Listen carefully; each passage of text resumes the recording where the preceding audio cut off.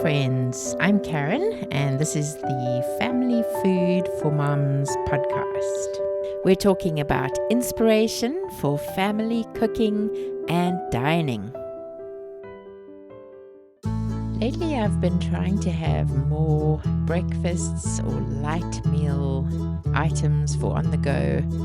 Whether I'm at home or going to be out, it's great to have something to grab in the morning because often things get crazy busy so fast, or there's no time to really make breakfast. And I wanted to be sure that I was getting enough good fiber, good protein in the mornings. So I've been planning and preparing quite a few things that work for morning meals, morning snacks.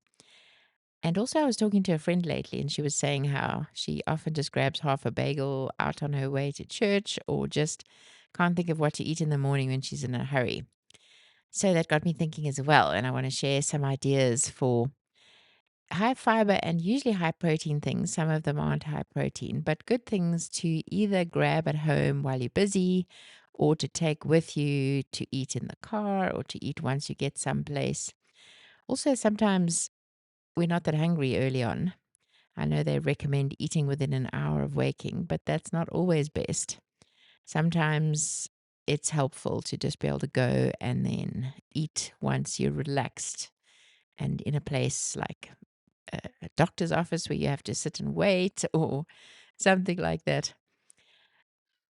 So let's talk about some ideas. Hopefully, this will inspire you with ideas for what you like, and then you can do a bit of preparation to keep things ready in the fridge or freezer that you can then grab when you need to.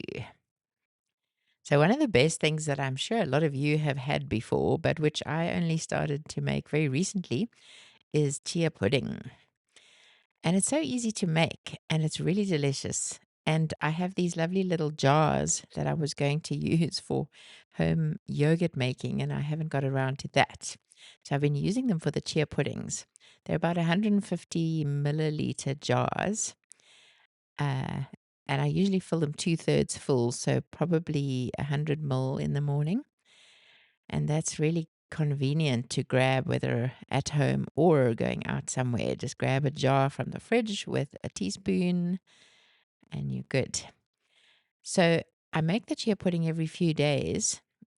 The one I make at the moment I use raw milk, about 2 cups, then about 4 tablespoons of chia seeds, maybe 5 if you like it thicker, 4 scoops of chocolate bone broth protein powder. I use the Ancient Nutrition one.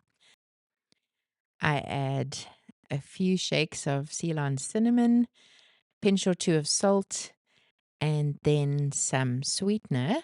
I've been using the monk fruit erythritol sweetener. You could also use maple syrup, it'll make it a little runnier. About 3 tablespoons of sweetener. And then you kind of whisk it up and then leave it for 10 minutes. And often the chia seeds clump together because of the runny milk liquid.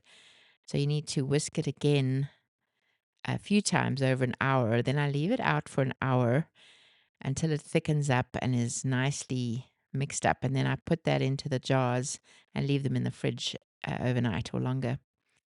You can do a yogurt chia pudding where you mix the seeds into the yogurt, add a little bit of sweetener as well. They clump less, I hear. Or you could do something with a raspberry flavor. There's many different recipes on the internet. So chia pudding is a great one because it's so high in fiber and it's got good protein, especially with the protein powder added. Then I haven't done this for a while, but pre-made egg muffins, if you like egg. So basically doing them in muffin cups, cooking some zucchini and bacon, or even some butternut, and then putting little bits of that into the muffin cups. And then your egg mix you make by blending maybe 15 to 18 eggs for a couple of muffin trays. You can add a little bit of milk, and then either feta or cottage cheese makes it really delicious. You can add some grated cheese as well, and then lots of herbs, about 1.5 teaspoons of salt, Oregano is nice. You can add a bit of smoked paprika, onion powder, just be creative. Then you blend all that together in the blender and pour that into the muffin cups and bake it at about 200 Celsius, 400 Fahrenheit for about 45 minutes until they're set. And then I usually leave those in the freezer. They work very well. You can leave them in the fridge or freezer, or you can pack them in a few small glass containers in the freezer and take out one at a time as you need them to be defrosted in the fridge. And then just warm them in the air fryer or in the oven or even a frying pan. Grab that in the morning and take that with, or have that with some toast at home. Then just a plain Greek yogurt is always easy. So add a bit of Greek yogurt to a bowl or a jar, add a little bit of honey or maple syrup and some berries. And that's a great, easy one to take with you. Also, I've been making some seed and nut bars and balls recently to keep in the freezer. And those are great because they last forever in the freezer. And then you can just take a few out to defrost as you need. So for those, I really wanted to up my fiber and protein. So these have protein powder in them. So these are raw and not baked at all. I wanted the nuts and seeds to stay raw. So if you have a coffee grinder, I use that to grind the seeds. So I ground some sunflower seeds, some pumpkin seeds, some flax seeds, and ground those into powder. It's best to grind flax seeds immediately before using them because they don't go rancid then and they have much more nutrition in them. So I added those to a bowl, probably about a tablespoon or two of each.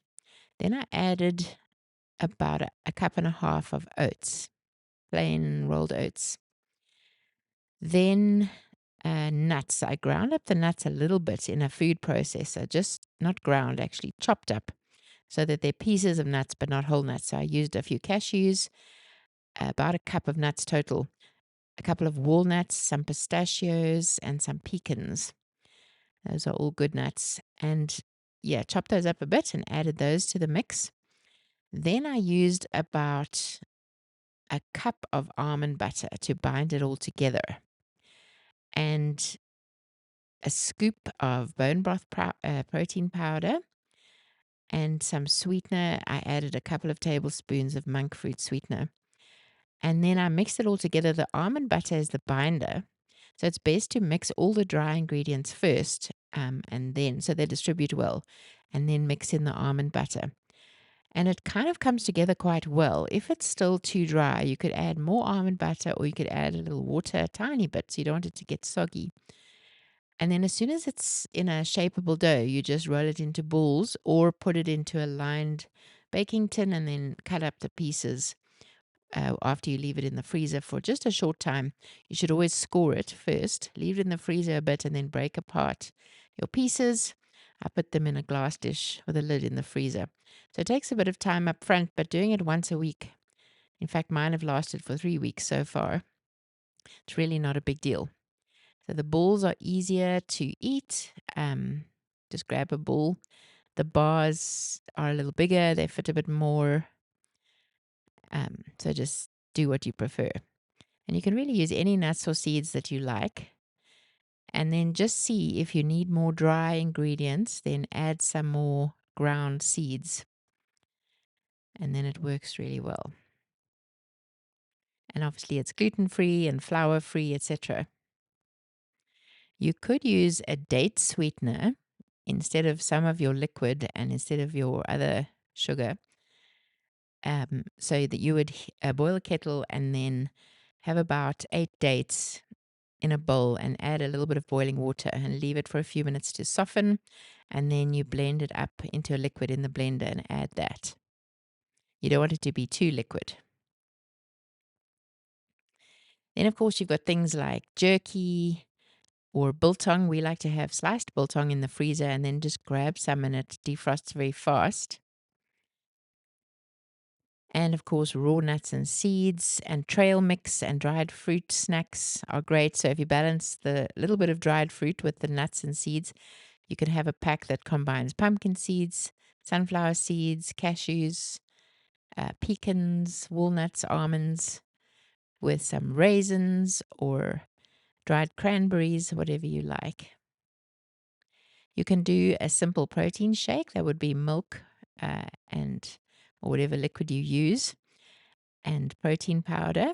That's really easy for on the go, for sipping. If you don't feel hungry, you don't feel like eating, you're still getting your protein. You can also prepare smoothies in advance. I like to sometimes make a smoothie and keep half in the fridge for the next day.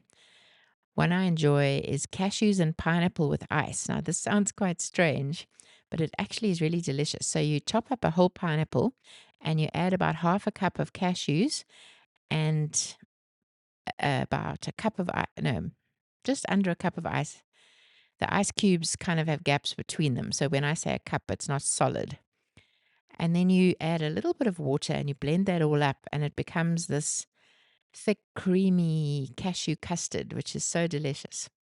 You can also add vanilla protein powder to that. If you need it to be thicker, add more cashews. And if you need it to be thinner, add a little bit more water. Blend it a few times. That works well in a bullet. Or another smoothie I like to do is berries, like blueberries, with either coconut cream or cottage cheese. If you use cottage cheese, probably a little more sweetener. And then you can do it with honey, or you can do it with monk fruit sweetener or stevia. And if it's too thick, add a bit of water. If it's too thin, add a bit more berries. I like the frozen berries, but however you like. Again, protein powder will also thicken that a little bit. You could do some sliced apple with almond butter, good combination. Dip the apple slices into the almond butter, then you've got your fiber and your protein. You could do cucumber and carrot, maybe celery sticks, pre-chopped and ready with some hummus. A good way to keep the cucumber and carrot, celery sticks overnight in the fridge is in a jar inside water. So you cover the sticks that are chopped with water and then put the lid on. And then just take them out in the morning and take your hummus in a small container or eat it in a bowl if you're at home. We need to break out of the mold of breakfast. We don't always have to have the same kinds of things. So having, raw veg like cucumber for breakfast, if you feel like it, is perfectly fine. As long as it's got some good fiber and some good protein. Protein would be in the hummus. Chickpeas are high in protein. You should put a list on your fridge perhaps to remind you of options if you forget them, because usually within a few weeks you're stuck again and you can't think of things. You could bake some small high protein muffins, and those would be ready to grab in your freezer. You could cook some little chipolata sausages, chicken or pork, and have those ready to grab, and then you could warm them if you like. THM pancakes, ready made and in the fridge. Those are made with cottage cheese and oats and eggs. Good high protein and fiber. We sometimes have them with grated cheese on top or with a little bit of honey and butter. Then you can even do a soup. And this works well maybe at like 11 a.m. if you don't eat before that. Soup works great even for breakfast. My favorites are cauliflower and cheese soup. This is the easiest soup ever, and it's so delicious. You just put a whole lot of cauliflower in a pot, add some broth if you have some, and a little water. You want to put the liquid about halfway up, not too high, otherwise it'll be too runny. Then just as you boil it until the cauliflower is soft, and then you add a little bit of grated cheese and some cream. If you're not wanting the dairy, then just add a bit of coconut cream, and then you blend it up with a good amount of salt and some pepper, and it's so good. I have those in little containers in the freezer so that I can take them out the day before if I want a little cauliflower soup, just to be heated the next day. This is quite a thick one, so it wouldn't work as well in a flask, but this one works well at home in a bowl.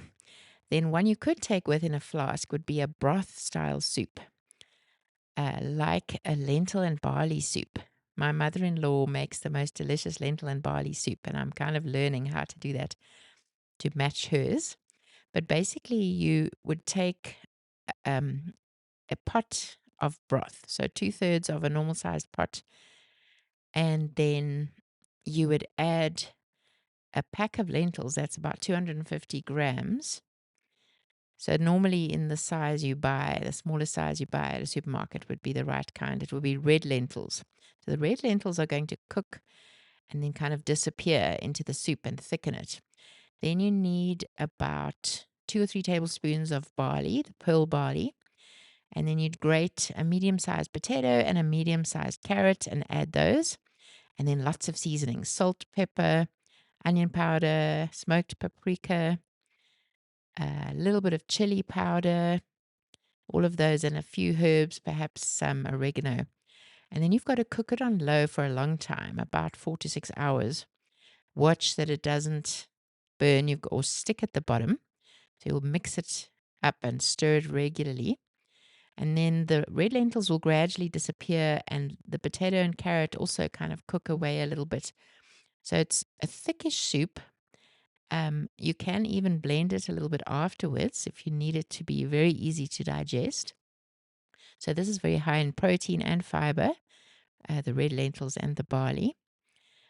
And then that works great to drink in a flask when you're out from the cup, or at home as well with some lovely bread or sourdough.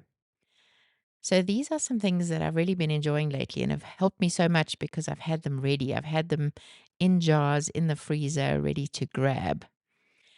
So it's important to also to mention here classic chicken soup. The Darren McGrady, the royal chef on YouTube, his chicken broth soup is so delicious. A lovely thin broth soup, chicken broth. So it's important to be organized and to do this kind of thing in advance. So your planning and thinking is a very critical step. And then thinking about what kind of containers will help you. We found some lovely jars with lids. The lids are screw on, and the jars are about 500 milliliters, which is 2 cups or about a pint. And I've put the lentil barley soup in those in the freezer. And then I just take out one every day or two when I need it. And that'll go for 1 or 2 meals, depending on how hungry I am. Having those jars of soup ready and done is really great. And they work well for a lunch as well. And making one batch of soup fills quite a lot of jars and lasts you for a while. I think my last batch filled about 10 of those jars. So obviously you've got to have space in your freezer, but then it's really helpful. I know some people like to put flat plastic bags of soup to stack in the freezer, but I wouldn't put my soup into a plastic bag. Too many microplastics. So the jars that are glass work very well. I hope you're feeling inspired, have some ideas, sitting down and writing down ideas of things that you like and enjoy that would be great to be able to grab really helps. And it really doesn't take that long. And once you get into the swing of it, you could make one thing a week and add to your stash while still having leftovers from the other things. And you gradually build up what you have. We like to make muffins from freshly ground spelt flour, which is also good, high in nutrition muffins to grab as well, or to have as a snack for the family. So I hope that you get to making some yummy things. I'd love to hear from you. If you want to email me, it's Karen@familyfoodformoms.com. Thank you for being here today. I'll see you next time.